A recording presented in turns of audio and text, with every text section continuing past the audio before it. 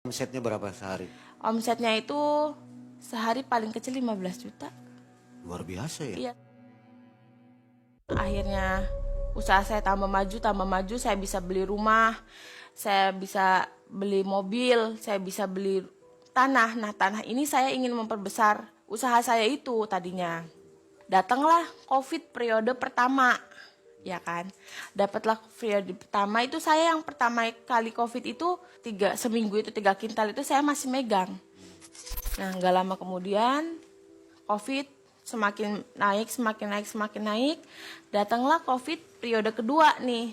Yang periode kedua, yang pertama kan belum terlalu ketat ya. Nah, yang kedua ini saya benar-benar ketat nih. Yang kedua ini. Saya akhirnya ngeluarin karyawan itu seminggu itu 1. Karena penghasilannya kurang. Iya, karena penghasilannya kurang, saya juga di situ udah pusing, udah nggak bisa apa ya maksudnya kayak udah ini gimana nih usaha saya masa nggak mau maju lagi gitu. Akhirnya saya jual tanah saya buat ngimbangin lagi usaha saya tersebut, jual keripik itu biar tetap ada pemasukan, biar ada ya ibaratnya laku lah gitu.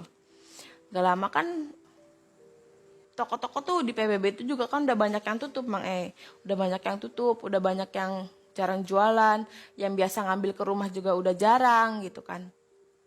Saya pikir, Pip, Ami udah pusing lah, kata saya gitu.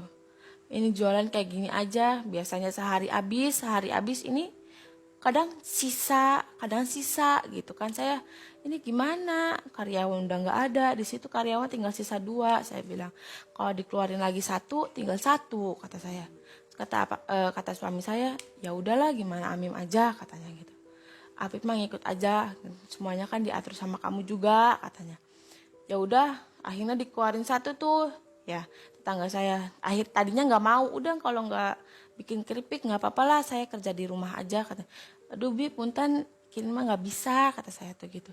Ya udah, akhirnya dia mau keluar, itu turun jadi 50 kilo turun jadi 50 kilo. Saya udah di situ udah pusing banget, usaha saya takut bangkrut banget di situ, takut bangkrut, bener-bener bangkrut, takut saya nggak ada penghasilan, nggak ada tabungan lagi kan, takut apalagi nih yang mau dijual, sedangkan tadi tanah udah kejual buat modal. Saya bilang ya udah jual ini aja, jual mobil, kata saya gitu, buat makan sehari-hari gitu kan, buat modal juga buat pesangon karyawan saya yang tadi sebelumnya ibaratnya belum full dibayar karena ya uangnya itu nggak ada. Terus udah kayak gitu, saya sama suami saya itu cuma berdua. Udah nggak ada karyawan. Suami saya yang memasarkan sebelum duhur, dari pagi lah, dari subuh itu saya udah goreng-goreng keripik, udah dipotongin, udah apa dari semalam. Saya udah goreng-goreng keripik, udah apa. Nah, setelah azan duhur itu baru suami saya tuh jalan pergi masarin. Tapi kadang nggak habis 50 kilo itu. 50 kilo itu masih sisa, kadang 20 teng-tengan, kadang 30 gitu. Akhirnya pun saya ngurangin lagi dari 50 itu ke 30. Dari 30 ngurangin lagi ke 25. Saya ngelihat suami saya, ya Allah kasihan pisan gitu, jualan gak laku kan, sepi, nggak ada orang sih nggak ada orangnya, takut ada orang yang keluar, takut kena COVID gitu kan waktu itu. Ya Allah Pip, ini gimana, minta petunjuk aja lah sama Allah, berdoa. Ya Mim, berdoa aja, kata suami saya, semoga kita dapat rezekinya lagi, katanya gitu. Nah 25 kilo itu suami saya suatu hari itu pergi lagi untuk memasarkan.